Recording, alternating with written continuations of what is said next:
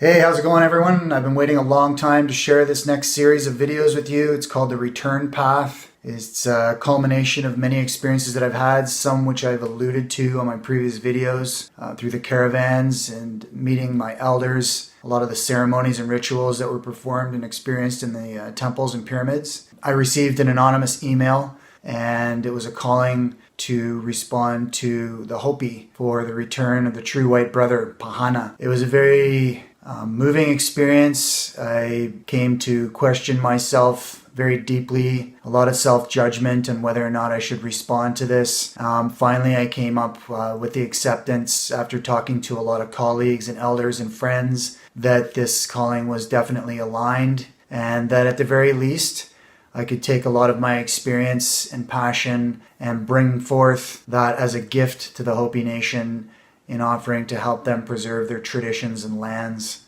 I didn't go there expecting any acknowledgement, more specifically to just genuinely help them and offer my assistance and my service. This is a long presentation.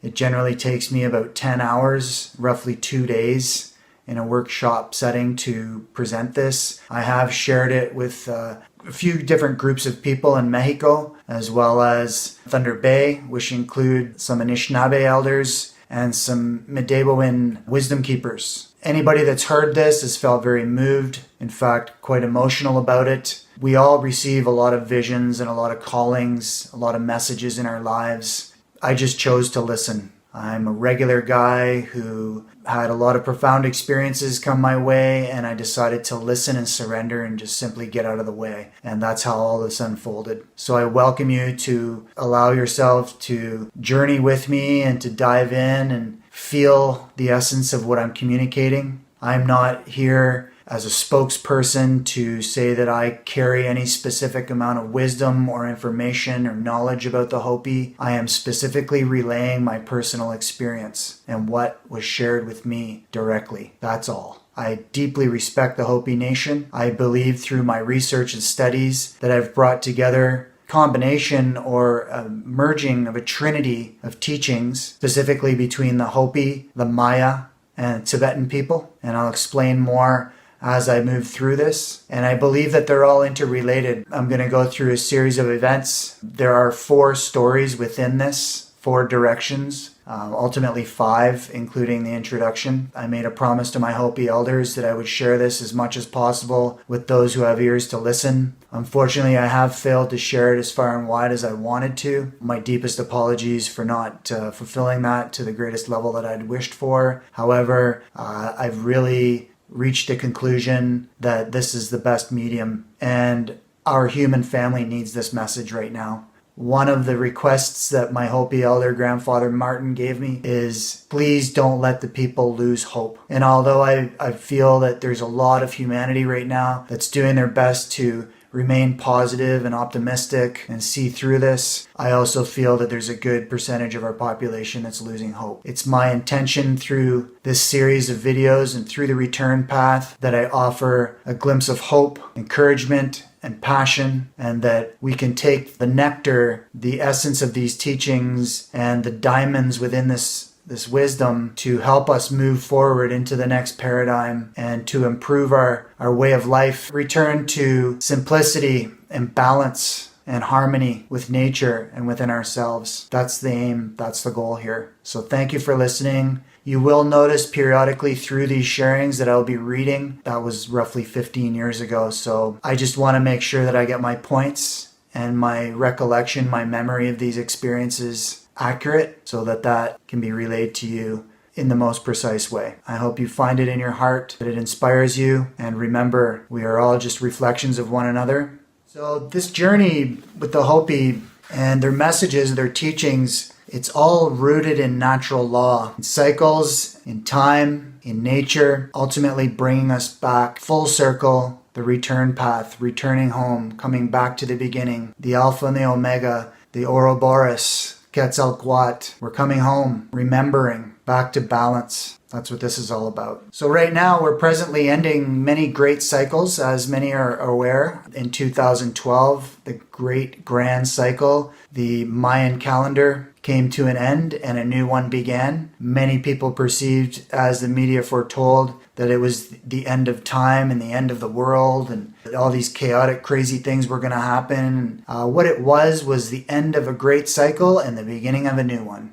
Just like nature, when the seasons end and the new ones begin, it was a great solar cycle. It was also the trigger point of what they call the age of Aquarius, the awakening, the subconscious coming into the conscious, that which is hidden becoming seen. How great it is to be alive. How great it is to experience this mass transformation that we're going through right now. We were forced ultimately to go internal. There was a lot of changes. We were given a lot of opportunities to make change. And so we see all these profound changes around us with the earth, within society, within our economies, within politics, within our communities, within our communications, within consciousness. And we're being pushed constantly toward that alpha omega, that breaking point, the tipping point. What do you want? What kind of reality would you wish to create for yourself? What do you want to manifest? Do you want to create a life of materialism and technology, which is going nowhere fast? Or do you want to create a life of balance and harmony?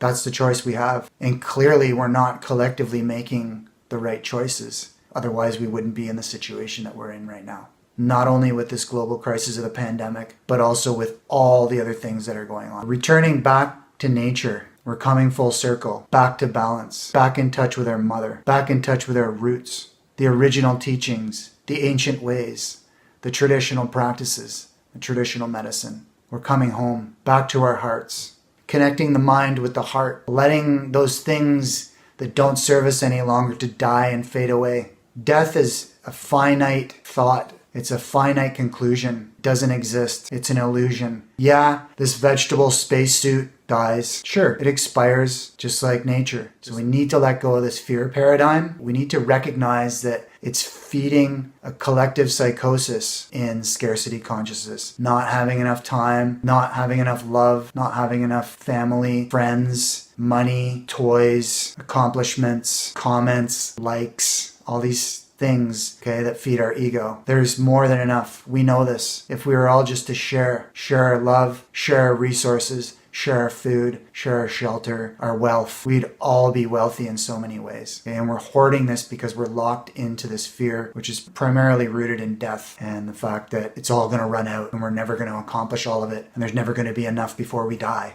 Let go of the panic, It's an illusion. We gotta let it go. Your heart has twice as many neurons as your brain. Think with your heart. Get rid of all the clutter and cobwebs and so forth up here. Use this as a transponder, receiver, an antenna, and allow things to come through. But ultimately, this is your processor. This is what thinks. This is what tells you the truth. This is a trickster, like coyote. It'll trick you. This won't trick you. Your heart never lies. Time for a rebirth, a kickstart. For example, let's think of the sweat lodge or the Temazcal in Ipi. When we go in there vulnerable, exposed. And we go in there and we pray and we return back to the mother. We go in there with the stones, the beginning of life, the grandfathers, and the water, the life giver, the mother, universal water, the blood, into the hole there in the center of the lodge. Inside the womb, which is the lodge itself, going back into the mother, inside the earth, to heal, to pray, to be reborn. The heat can get incredible in there. The thoughts that we come up with, the emotions that we feel, the uncomfortable sensation of the heat being too intense and making it hard for us to breathe. Even though we had our doubts that we weren't going to be able to push through it, we weren't going to make that final round, we make it. And we give thanks. We give thanks for the purification. We give thanks for our experience. We give thanks to ourselves for pushing through, for being courageous and being strong. And we have to do that right now with our minds as well as our bodies. It's time for us to reach that higher self. We all have it in us. We are all gods and goddesses. We all have the full potentiality. It's a big calling. It's a lot of work. So be gentle on yourself. Be kind.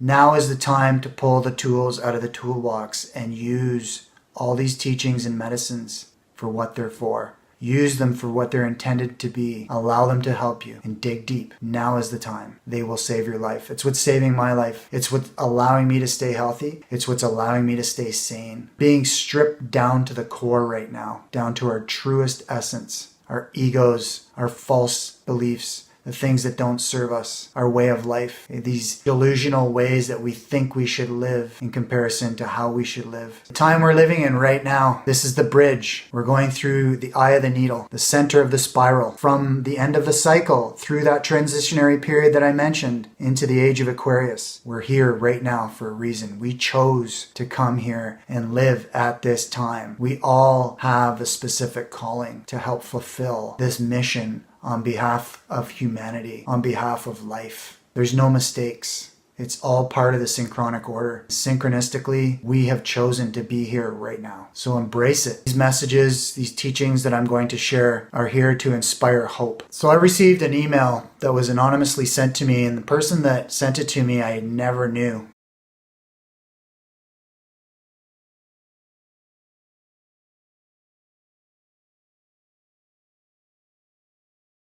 And it was an email outlining a calling with the Hopi Nation sent out specifically by Grandfather Dan Evahema.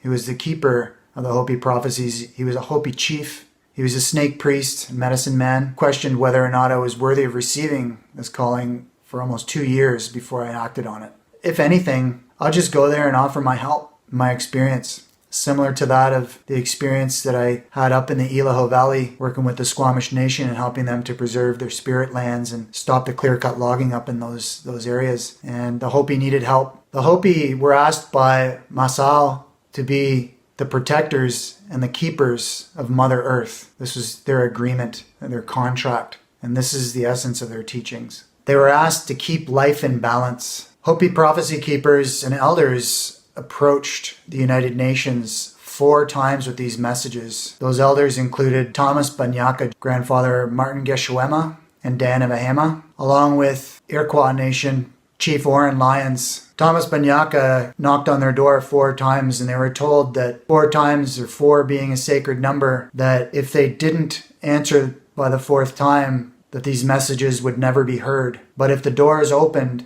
that they would have the ears to listen and would receive these prophecies and teachings. Thomas went there in 1949, 1972, 1983, and in 1992, they finally opened the door to him. And he was there present with Chief Warren Lyons, other Hopi relatives. After they finally did open the doors to Thomas Banyaka, after and during the time that he was sharing, he was quite appalled and shocked on how many people were missing from the chamber, and called the UN on it and said that every seat in this building should be filled right now for the reasons of what we're experiencing here on Earth and the importance of these messages. The following day, a massive storm hit New York. In fact, the winds were so strong, Thomas was convinced that they were going to blow in the windows to the UN. And they call the UN the House of Mica, which is the House of Glass, and that was foretold many years prior to it ever being built or existing by Hopi prophecy. There was also massive lightning, hail, and rain, floods. Thomas and the other elders from Brazil, Mexico, and Peru were called back the following day as UN officials asked them to help with calling off the storm and connecting with the elements to calm down, which seemed to be the storm of a century. There was 2 feet of water throughout the UN, and there they stood in the center, and Thomas offered cornmeal and a prayer, and he asked for the winds and the rains to calm down and for the earth to forgive and to allow these messages to be heard and acted upon. And within the next hour, the skies cleared and the sun came out. Hopi families belong to clans, and they take part in a lifestyle that is very ritualistic and initiatic. To be part of the Kachina society, you have to be initiated. You go through a process. You're brought in to participate in the Kiva ceremonies and other rituals every moon throughout the year. These ceremonies and rituals that happen every moon or every month are teachings or practices that were given to the Hopi to keep life in balance. And they not only coordinate with the seasons, but also with planting and harvesting rituals. So after the Hopi converged, they went in the 4 directions. They covered all 4 directions of Turtle Island, or the Western Hemisphere.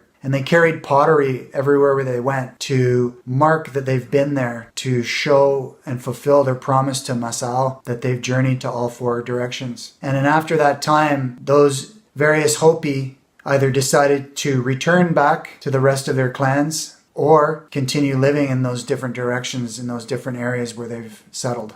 There are Hopi relations, Hopi relatives that live in all 4 directions. that can still trace their traditions and teachings back to this time. The rest, or those that decided to go back home and return, went back to Northeast Arizona. That's where they heard that they were told this is the spot where you are to live and to set up and to settle, to continue caring for and stewarding the earth. Hopi is a matriarchal society. Their women take care of the communities, their homes, their rituals, their ceremonies, and make the majority of decisions for their clans. The leaders of their clans are called clan mothers. The medicine people in their nations are initiated by women. The firekeepers are women. Traditionally, all native and ancient traditions around the world were originally matriarchal. Only at the introduction of the church and religion, this is all part of the patriarchal society that was created that eventually suppressed most of the matriarchal societies on earth. Same thing with the number 13. It was bastardized, sort of taboo or superstition was put on it that it was bad luck. It has nothing to do with it. Okay? There's 13 moons in every annual cycle. 13 moons, 28 days. It's the same cycle as the women follow when they purify. 13 times 28 is 364 plus 1. Okay? Time has nothing to do with a calendar or clock. It's a lie. And it is what's ultimately deviated us from nature, our connection to actual time, which is nature itself. And when we've deviated from nature, we have no way to relate to her. So it's very hard for us to see our mistakes. It's very hard to see our dysfunction and our disharmony. If we follow these lunar cycles and we follow the solstices and the equinoxes, we follow our planting schedules and we follow the weather patterns and we follow the seasons, we'll know when we need to do our rituals, when we need to plant and harvest our food. These are the mechanisms that have taken us out of our matriarchal society about harmony and balance and our connection to nature. And this patriarchal control mechanism of false time. The Hopi, as well as the Wirarika or Huichol people, two nations that I am very close to, are two indigenous traditions or cultures that were never influenced or changed by the church.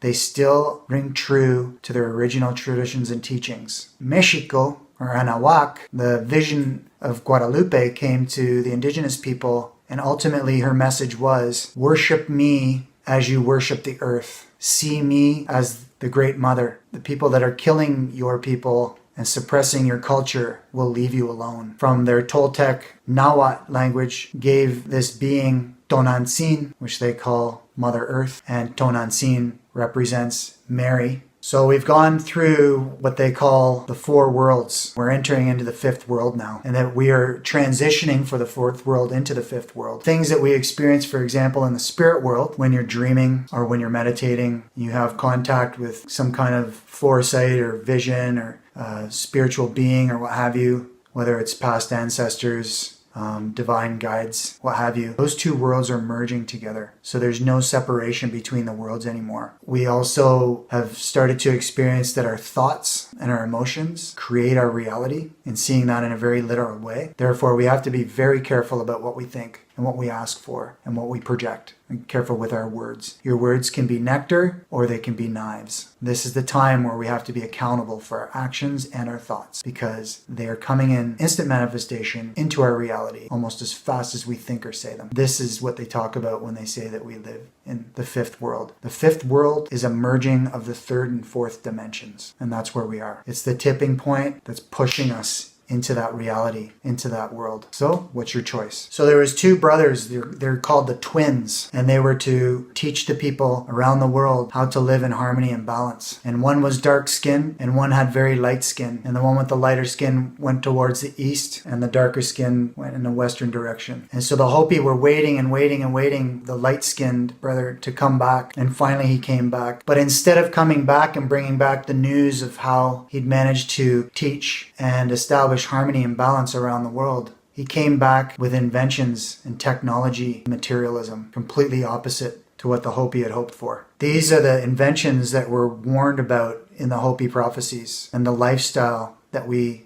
adopted, which has enslaved us and ultimately created this lifestyle of surviving rather than living. It's this life out of balance, which they call Koyonaskatsi. So instead of this white brother coming back and returning to help the Hopi, he came back to them telling them how they could basically sue the US government for stealing their lands and their sacred sites and gain a bunch of wealth and money out of that lawsuit. And so Hopi elders converged and counseled around this and came back to Thomas and some of the other messengers and basically said, the earth is not for sale. We can't sell the earth. We don't want the money. And although it was taken against our will and was not done in a righteous way, we don't want the money because the earth is not for sale. And the elders warned about this. The elders warned about not selling the earth, not selling traditions, and not succumbing to a lifestyle of materialism and technology. And this was a sign for them from many other prophecies and occurrences that were going to happen on the earth. For example, the creations of wagons, trains, cars, and planes. These would be the signs of the inventors. And these inventors are not only mentioned in their prophecies, but they're shown on Prophecy Rock. They're inscribed in Hopi land outside of Oribe, which I will show and go through in a later video. And these men that stand on the path of technology in the zigzag way, they're known as the inventors. When they're bringing through these inventions through different stages of our so-called evolution, which are ultimately influencing our ways of life and taking us further and further away from where we're supposed to be, in the complete opposite direction as we were instructed by Creator or Masa. The Hopi also warned as they foresaw the technologies developing and they knew that man was going to the moon. Their prophecies and warnings said, never bring anything back from the moon. And if you do, we will experience massive earthquakes, winds, and storms that we've never experienced on Earth. It also warns that if samples are brought back, that a gourd of ashes would fall upon the earth, burning everything. That gourd was symbolic of the atom bomb. They warned of this, and this would transform the earth and humanity, triggering an onset of massive earth changes and weather patterns.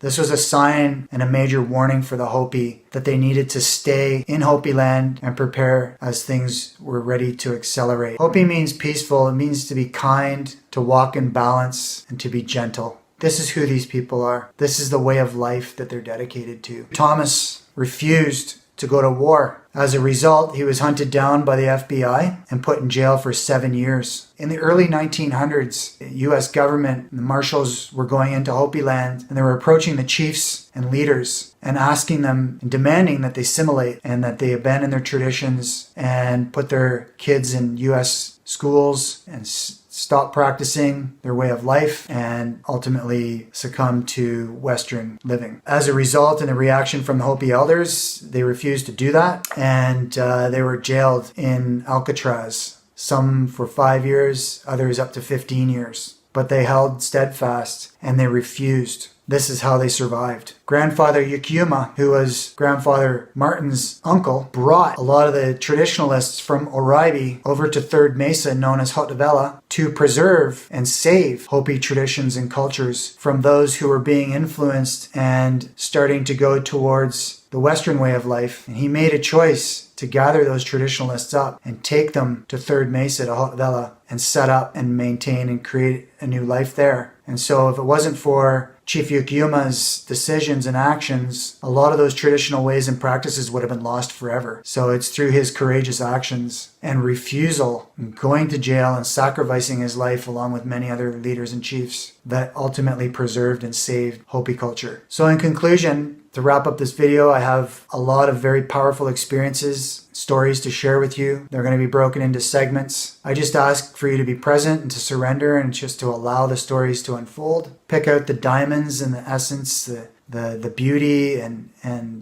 magic that you resonate with, and hold it in your heart. Give strong consideration to what is being shared and the overall message of asking for our human family and all our relatives to ponder making sacrifices and dedicating yourself to a better way of life, to a way of balance and harmony. Consider the sacrifices that were made before us and the sacrifices that we need to make in order to create a future for the next 7 generations and a positive future for our children and their children and their children. I chose to answer this call because I felt that it was right, it was in my truth, and it was to allow their messages, teachings, traditions, and convictions to live on. A lot of Hopi have sadly lost interest, have somewhat become modernized, There's not a lot of traditionalists left. In fact, from what I understood, Grandfather Martin was the last traditional Hopi alive who lived his life traditionally through and through. I feel like I have a responsibility and a commitment. I promised him that I would share these messages. I promised that I would teach these to as many people that were willing to listen as possible. And I'm glad and I'm thankful. And although these are oral traditions and oral teachings, I feel that I'm in my integrity to share them with you in this capacity, in this medium, because humanity needs this right now. So I thank you for your time. Please look forward to the following teachings and videos that I'm about to share. Share them with others. This is about inspiration in Lakesh. Have yourself a beautiful day.